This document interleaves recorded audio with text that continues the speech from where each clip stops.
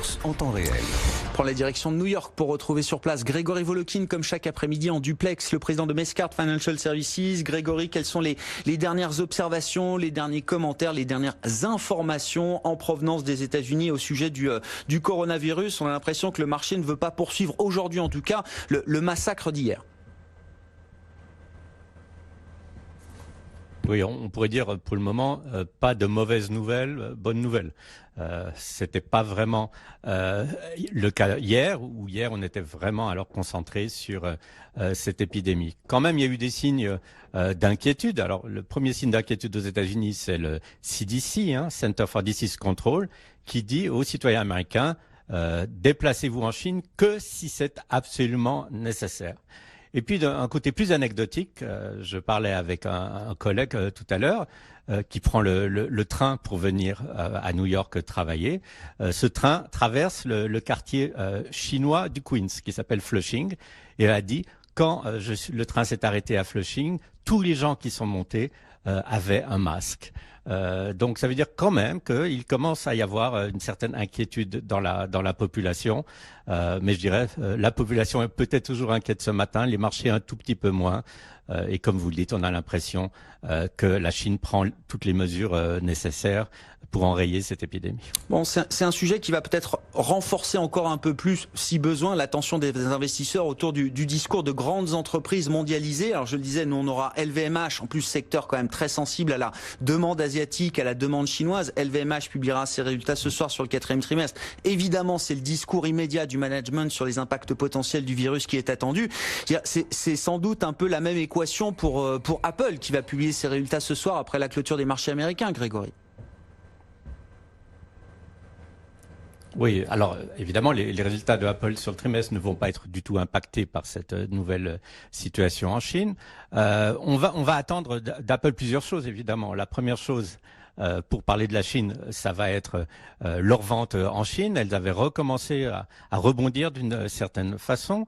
La deuxième chose, on compte beaucoup au niveau de leurs revenus sur les EarPods, qui ont un énorme succès et de plus en plus de succès auprès des jeunes, puisque en fait c'est là qu'il y a la plus grosse croissance des ventes chez Apple. Et puis la dernière des choses qu'on attend vraiment du côté de Apple, c'est d'avoir des signes que Apple TV, qui a été lancé il y a quelques mois, attire du monde. On sait que pour le moment, Apple TV, c'est vraiment pas très très cher. Donc, on parle pas encore de quantifier au niveau des revenus et des profits Apple TV, mais au moins, on aimerait qu'il y ait un beau nombre de nouveaux arrivants, de personnes qui ont signé pour le service. Et puis peut-être la dernière question, si les analystes sont curieux pendant la conférence qui suivra les résultats, c'est de demander, mais non pas au niveau des ventes en Chine, mais au niveau des sous-traitants. Est-ce que, par exemple, vous avez déjà remarqué qu'il y aurait des problèmes d'approvisionnement en pièces si ces sous-traitants, par exemple, étaient localisés à Wuhan?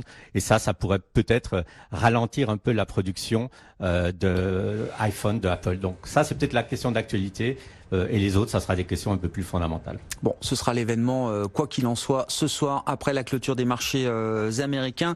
Un événement dont on parlera demain avec vous, Grégory, mais je voulais peut-être qu'on en dise un mot sous forme de teaser. Pour la première fois dans les 130 ans d'histoire de Goldman Sachs, la banque tiendra demain une journée investisseur. Je pensais même pas que c'était possible que Goldman Sachs n'ait jamais tenu de journée investisseur de son histoire, Grégory. Sous l'impulsion du nouveau patron, David Solomon, qui est arrivé peut-être il y a un peu moins de 2 ans. Le fait que Goldman Sachs se plie à ce jeu de la rencontre avec les analystes et les investisseurs, qu'est-ce que ça nous dit de ce qui est en train de devenir la banque aujourd'hui? Il faut pas oublier que, en fait, Goldman Sachs, pendant extrêmement longtemps, et dans la plus grande partie de sa vie, était une compagnie privée, un partnership. Maintenant, c'est une compagnie qui est sur les marchés. Il y a toujours des partenaires, mais Goldman n'avait pas l'impression qu'il devait donner des comptes. Et maintenant, les choses évidemment ont changé puisque le marché les juge tous les jours. Une chose qui va être, je pense, extrêmement intéressante, c'est de voir à quel point Solomon va essayer de se rapprocher idéologiquement du CEO de BlackRock, Larry Fink, qui prend des positions, je dirais, assez avancées, que ce soit au niveau de l'environnement, puisqu'il a annoncé qu'ils investiraient plus dans des compagnies qui dépendent à plus de 25% de l'extraction de gaz et au niveau des émissions carbone. Est-ce qu'il va se rapprocher de toutes les demandes au niveau de la gouvernance, où par exemple on entend que de plus en plus les compagnies voudraient, sur la demande des investisseurs, voudraient qu'il y ait une parité hommes et femmes dans les conseils d'administration. Je dirais que ça va être un peu ça le test pour Goldman Sachs, moins au niveau des chiffres, mais plus au niveau de se situer d'une façon plus politiquement correcte. Car si on peut parler de politiquement correct, Goldman, pour le moment, n'est pas vraiment la compagnie qui pourrait se targuer de ce terme.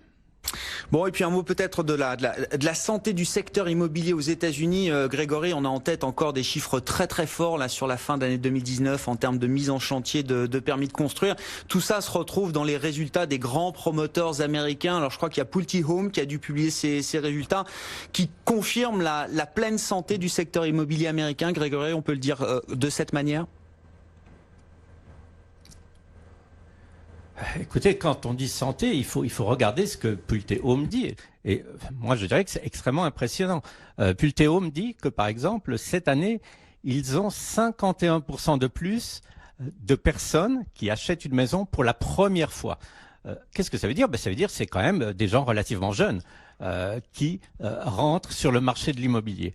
Et puis, alors, les chiffres qu'ils donnent de leurs opérations, c'est une hausse des profits de plus de 30%. C'est des 8 milliards de dollars dans leur carnet de commandes. C'est des marges en hausse, de marges de profit de près de 24%. Donc vraiment, ça veut dire oui, le bâtiment va très très bien aux États-Unis. Et je dirais la belle chose en fait, c'est que les taux d'intérêt sont appelés quand même à rester extrêmement bas. Donc puisqu'il y a cette demande de la part des locataires qui veulent devenir propriétaires, que les taux sont bas, quel est le problème? Le problème, c'est qu'il n'y a pas assez de maisons qui sont construites. Et c'est vraiment ce que dit aussi Pulte. C'est pour ça que le prix des maisons monte. Pour le moment, c'est une sorte de cercle vertueux. Le prix des maisons monte, il y a de plus en plus d'acheteurs. Le problème, il ne faudra pas que ces maisons deviennent inabordables, parce que c'est à ce moment-là, disons, qu'il y aura un retour de bâton pour les constructeurs de maisons. Merci beaucoup Grégory pour votre contribution quotidienne à Intégral Bourse. Grégory Volokin, président de Mescart Financial Services en duplex avec nous tous les jours depuis New York, des marchés américains dans le sillage de l'Europe qui se stabilisent et qui rebondissent. On reprend 0,5% environ sur les grands indices US en ce début de séance. En Europe, on est à 1h15 de la clôture et c'est une clôture qui s'annonce positive pour l'instant avec une hausse de quasiment 1% à Paris. Plus 0,9% pour le CAC après la baisse appuyée de plus de 2,5% hier. Le CAC revient au niveau des 5900 points. 5910 points actuellement avec un euro-dollar qui est en train de passer sous 1,10 quand même. On voit un dollar qui ne cesse de se raffermir ces derniers jours. L'euro-dollar donc à 1,10 pile cet après-midi. BFM Business, Intégral Bourse.